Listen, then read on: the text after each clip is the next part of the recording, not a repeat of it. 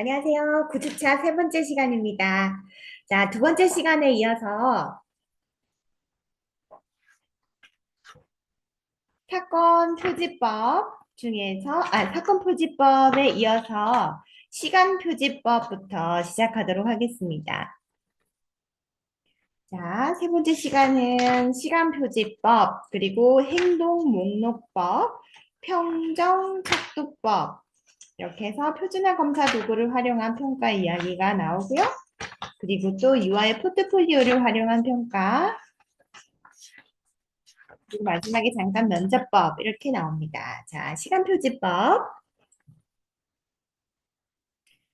시간표지법은 관찰하고자 하는 행동이 정해진 시간 내에 나타나는 그 빈도를 수집하는 방법입니다. 자, 237페이지에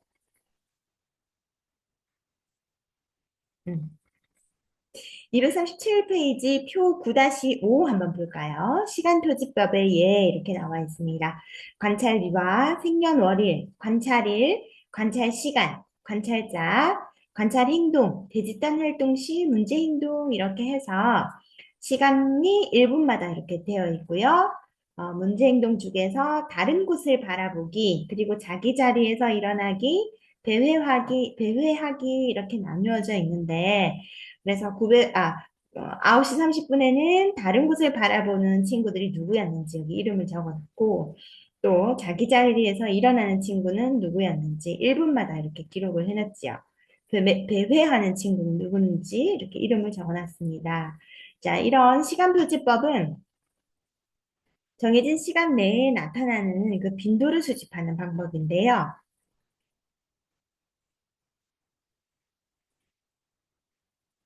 관찰하고자 하는 대상을 계속 관찰하는 것이 아니라 짧게는 몇 초에서 20분 이내로 관찰한 후에 일정 시간 간격으로 반복해서 관찰해서 어, 자주 나는, 해- 자주 나타나는 행동을 관찰하는 데 주로 사용됩니다.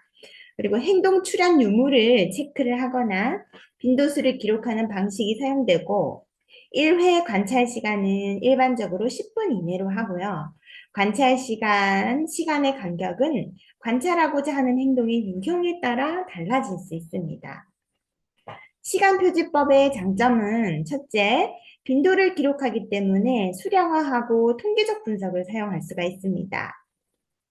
또 정해진 시간 간격으로 반복적인 관찰이 이루어지기 때문에 시간차를 두고 여러 유아를 한꺼번에 관찰할 수 있어서 효율적이라는 것이 장점입니다.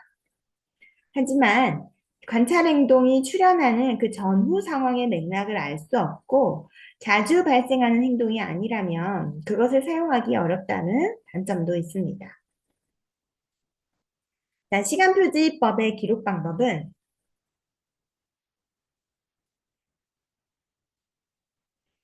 관찰하고자 하는 행동이나 사건에 대한 정의가 명확해야 되겠지요.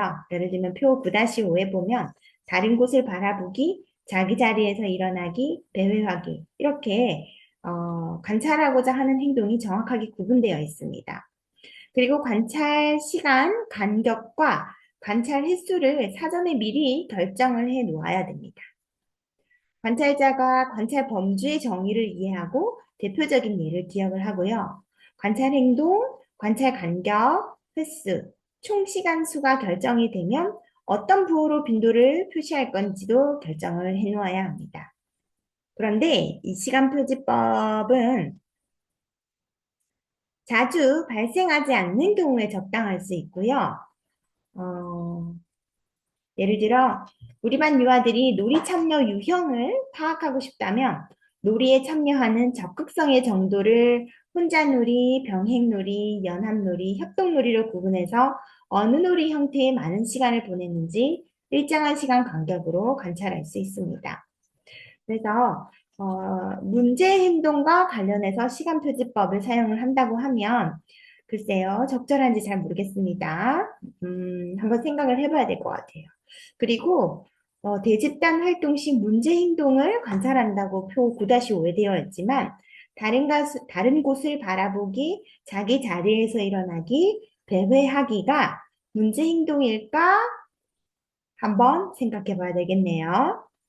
다른 곳을 바라본다고 이게 문제 행동일까요? 자기자기에서 일어난다고 문제 행동일까요? 배회한다고 이게 문제 행동일까요? 그리고 어떤 이 유아의 상황이 있어서 이런 행동을 나타날 수 있는지에 대한 상호 맥락을 파악할 수 없으므로 이것으로 유아의 다루기 어려운 행동을 지도하기 위해서 학부모 상담을 할 때 시간 표지법을 데이터로 내놓는 것은 적절하지 않을 수 있다라는 말씀 드립니다. 자, 그 다음은 행동 목록법입니다. 행동 목록법은 관찰자가 관찰하고자 하는 행동의 목록을 준비하고 목록에 있는 행동의 출현 유무를 관찰해서 체크하는 방법입니다. 시간차를 두고 몇 번 작성하면 시간의 흐름에 따른 변화를 확인할 수 있는데요. 행동 목록법을 사용하게 되면 행동 목록에 포함되어 있는 행동에 대해서만 관찰이 이뤄지기 때문에 문항은 구체적이고 명료해야 합니다. 또한 관찰이 가능한 구체적인 행동으로 문항을 구성하고요. 행동 목록법은 누구나 쉽게 활용할 수 있고 통계 분석을 사용하기 용이하다는 장점이 있고요. 그러나 행동의 질적 수준을 평가하기 어렵다는 단점이 있습니다. 예를 들면 표 9-6 한번 볼까요? 239페이지부터 240페이지까지 이어서 행동 목록법에 의해서 오세용 발달 체크리스트라고 되어 있는데요. 자, 이러한 예시들이 행동 목록법, 목록에 있는 행동이 나타났는지 그 출현 유무를 관찰해서 체크하는 방법이지요.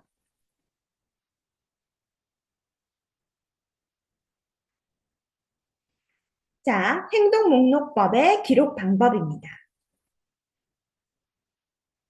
관찰 목록은 관찰 가능한 행동들로 구체적으로 기술하고요. 한 항목에서 한 가지 행동만을 관찰하도록 합니다. 자, 한번 볼까요? 표 9-6에서 사회성 발달의 첫 번째 한번 볼까요? 자신의 친구를 선택하기도 하고 배척하기도 한다. 구체적이죠? 네. 그리고 이 한 가지 행동만 관찰할 수 있도록 이렇게 기술되어 있습니다. 다시 돌아와서 행동목록법의 기록 방법의 세 번째, 관찰하려는 항목 또는 행동 특성의 단위를 명확하게 해야 합니다. 항목 간에 상호 중복이 되지 않도록 해야 하고요. 자, 그러면 240페이지에 있는 정서 발달과 관련되어 있는 행동 목록법 내용 살펴볼까요? 자기 통제력을 보인다. 부모로부터 쉽게 떨어진다. 돼지땅 활동 시 편안하게 참여한다. 협동적인 태도를 갖는다. 언어로 갈등을 해결한다. 제안이나 수정에 잘 반응한다. 돌아와서 사회성 발달도 볼까요? 자신의 친구를 선택하기도 하고 배척하기도 한다. 간단한 그룹 게임을 하고 경쟁적인 게임을 한다. 집단 활동에 참여하고 역할을 나누며 의사결정을 한다. 공정한 놀이를 원한다. 친구나 어른과 상호작용한다. 소유물과 다른 사람을 존중한다. 리더십을 보인다. 친구를 따를 수 있다. 놀잇감을 공유하고 순서를 기다린다. 라는 내용의 사회성 발달과 관련한 행동 목록법의 문항들이었습니다.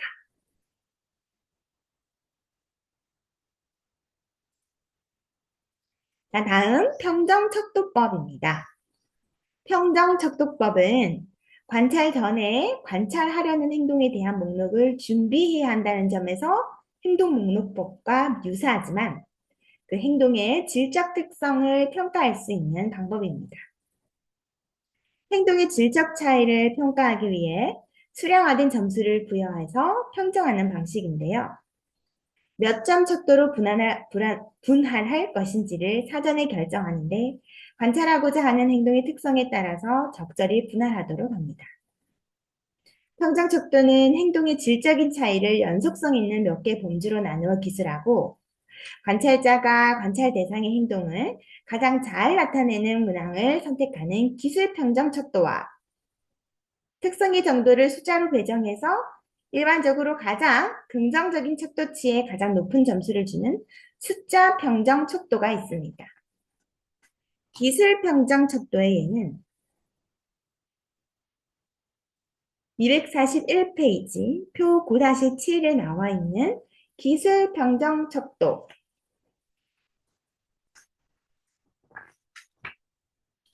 숫자 평정 척도는 242페이지부터 243페이지 이어서 나오는 숫자 평정 척도 9-8 신사회적 행동 평정 척도 4-5세용 이렇게 해서 볼 수 있지요.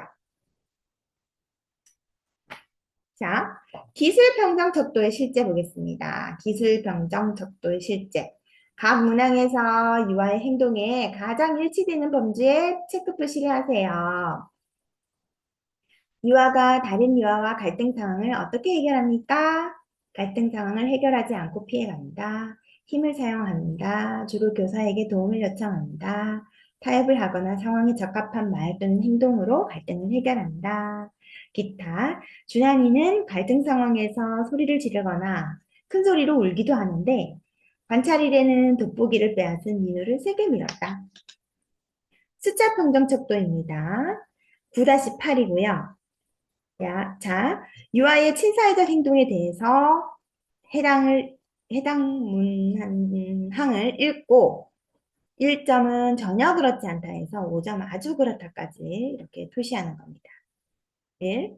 다른 사람의 감정을 이해한다. 2. 다른 사람의 감정을 이해하고 말로 위로한다. 3. 다른 사람의 감정을 이해하고 행동이나 신체적 접촉을 통해 위로한다. 4. 친구나 교사에게 나누어 주기를 한다. 5. 친구나 교사에게 양보를 한다. 6. 놀이 시간이나 작업 시간에 협력한다. 7. 친구와 교사를 도와준다. 이렇게 기술 평정 척도, 숫자 평정 척도 살펴보았는데요. 먼저 그러한 것들을 먼저 살펴본 다음에 자, 평정 척도의 장점은 다음과 같습니다.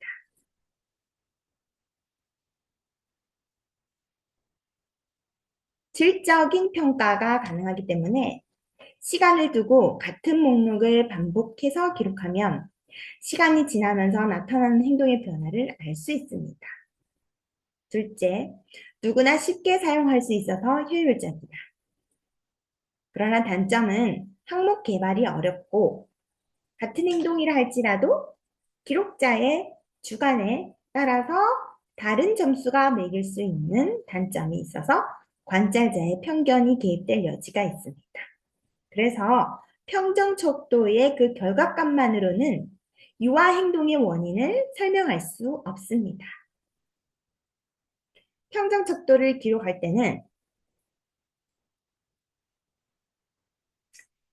평점을 매기기 전에 유아에 대한 의견을 다른 사람에게 묻지 않아야 하고요.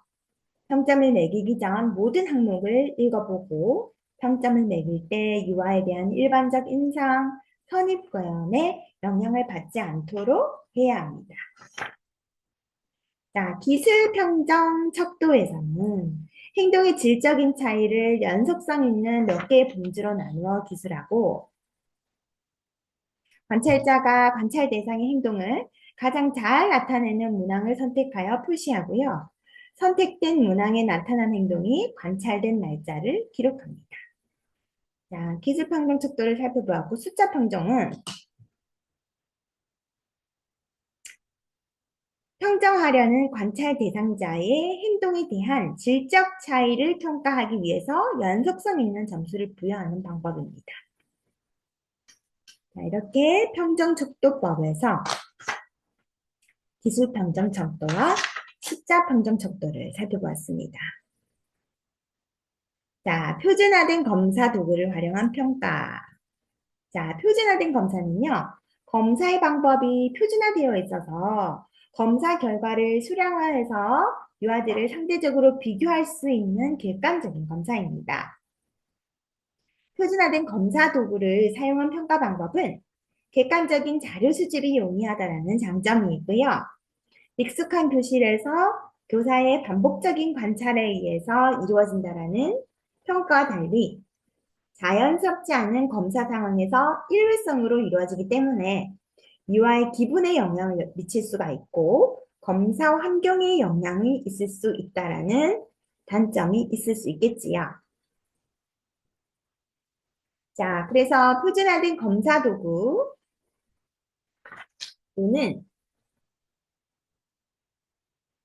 교과서를 한번 볼까요? 학교에서 음, 표 9-9에서 보면은 The Preschool Behavior Questionnaire. 그래서 이리저리 뛰어다니거나 가만히 있지 못한다. 안절부절 못하고 계속 움직인다. 문제 행동과 같은 어떤 behavior의 행동이 어떤 행동이 이렇게 부적절한 행동인지에 대해서 이렇게 내용이 나오지요.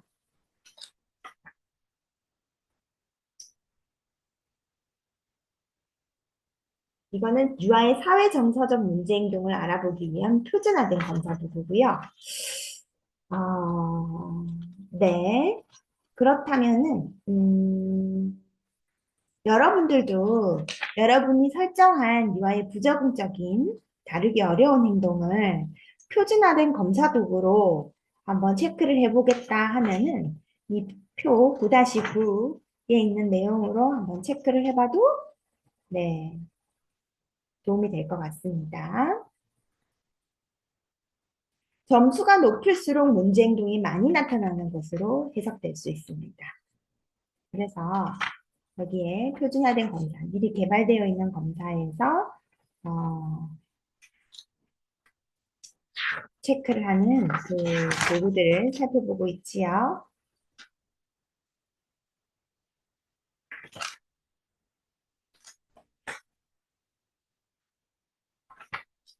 그 다음 표 9-10입니다. 유아 사회성 기술 검사, 유아 사회성 기술. 네. 1번부터 12번까지 이렇게 나와 있어서 기존의 이 문항의 타당도라든지 신뢰도가 높은 표준화된 도구를 사용을 해서 유아를 검사할 수 있다라는 부분을 다루고 있습니다. 표 9-11 한번 볼까요?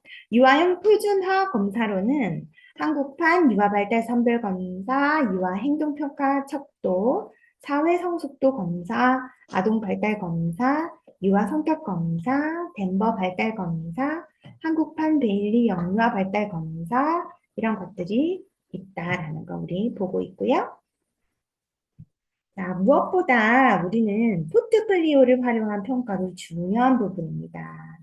포트폴리오를 하는 거는 유아의 활동 결과와 학습에 대한 기록들을 조직적으로 모아놓은 것인데요. 포트폴리오 평가는 이러한 포트폴리오를 기초로 하는 시간 흐름에 따라서 유아가 어떻게 변화를 보이는지, 유아가 우리 반에 처음 들어왔을 때는 이러한 과정이었다면 이 학기에 대해서는 이러한 점이 달라졌다. 혹은 이러한 변화가 있었다라는 거. 어떤 발달 영역에서 우수성을 보이는지 종합적으로 평가할 수 있습니다. 포트폴리오는 장기간에 걸쳐서 지속적으로 수집되며 혹은 한 학기일 수도 있고요, 한 달일 수도 있고요, 3개월일 수도 있고요, 한 학기일 수도 있고요, 1년일 수도 있고요, 아니면 뭐 2년일 수도 있고 3년일 수도 있겠지요. 그동안 유아가 스스로 포트폴리오에 들어갈 결과물을 선택하는 등 적극적으로 참여할 수 있고요. 유아가 개별적으로 수집한 포트폴리오는 다음 교육 내용을 계획하는 데 반영할 수 있습니다. 자료 수집 기간은 네, 제가 방금 말씀드린 대로 간격을 설정하는 거에 따라 달라질 수 있고요. 이 포트폴리오 내용 안에 건강 기록, 관찰을 통한 이루어진 다양한 평가, 표준화된 검사의 결과 등 다양한 자료가 포함될 수 있습니다. 자, 유아 생활 지도를 위한 포트폴리오 구성은 다음과 같은 것들을 포함할 수 있습니다. 예시를 먼저 한번 볼까요? 249페이지에 있습니다. 문제 행동 지도 포트폴리오에서 교사 관찰 일지도 있고요. 부모, 교사, 개별 상담 일지도 이렇게 포함되어 있습니다. 자, 다시 돌아가서 248페이지부터. 자, 그럼 구체적으로 생활 지도를 위한 포트폴리오에는 다음과 같은 것들을 포함할 수 있어요. 교사들의 관찰 기록, 일화 기록, 표본 기록, 평정 척도, 발달 체크리스트 등 방법을 사용해서 관찰을 기록하도록 하는 겁니다. 그 다음 부모 교사 개별 상담도 포트폴리오에 들어갈 수 있겠지요. 그냥 포트폴리오가 아니고 지금 생활지도를 위한 포트폴리오입니다. 교사들은 연 2회 부모와 개별 상담을 진행을 해야 되는데요. 부모와 개별 상담을 통해서 유아의 기본 생활 습관, 놀이 특징, 또래 관계, 발달 특성, 가정생활 등에 대해서도 심도 있는 상담을 진행하고 상담 내용을 기록해 두어야 합니다. 부모, 원장, 개별 상담 기록도 들어갈 수 있어요. 교사와의 상담 이후 필요하다면 부모와 원장의 상담을 진행을 하고 그 상담 내용을 기록해 둡니다. 부모, 교사, 양육, 정보 공유. 알림장을 통해서 유아의 변화 과정을 공유하고 교사가 관찰한 긍정적 변화에 대해서 격려와 칭찬의 내용을 담도록 합니다. 유아들의 작업 표본. 유아들의 작품은 시간의 흐름에 따른 변화 과정을 확인하기 위한 것이기 때문에 가장 잘한 작업물이 아니더라도 수집 시점과 유아의 선호를 반영해서 결정합니다. 유아의 미술 작품 및 언어 표현 등은 사진 찍어 보관하도록 합니다. 자, 이러한 포트폴리오 평가는 유아의 발달 과정을 종합적으로 평가할 수 있고 교육 목표의 성취 정도를 평가할 수 있기 때문에 매우 효과적인 평가 방법입니다. 수집 자료가 방대해서 교사의 노고가 있다라는 점이 단점이기도 하지만 디지털과 관련된 자료를 통해서 좀 더 수집과 저장과 보관이 용이하다라는 점을 사용해서 포트폴리오를 통한 유아생활지도 데이터 구성을 이런 식으로 하면 어떨까 싶습니다. 마지막으로 나오는 것이 면접법인데요. 면접은 유아에 대한 정보를 유아 혹은 부모를 만나서 직접 수집하는 방법이고요. 구조화된 면접과 비구조화된 면접으로 나눌 수 있습니다. 1대1 대면을 통해서 풍부한 정보를 얻을 수 있다는 장점이 있고요. 시간상 비경제적이다. 또 피면접자에 따라 신뢰도에 영향을 미친다는 점. 면접자의 편견 개입이 가능할 수도 있다. 면접자의 기술과 역량에 따라서 상이한 결과가 나올 수 있다는 장단점이 있습니다.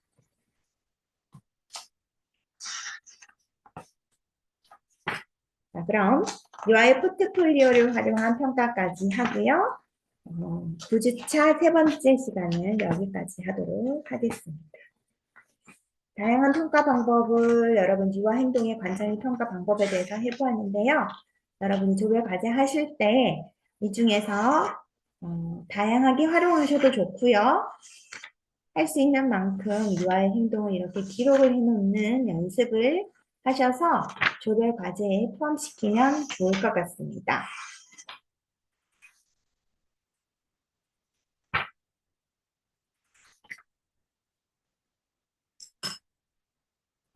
자, 그럼 세 번째 시간도 수고 많으셨습니다.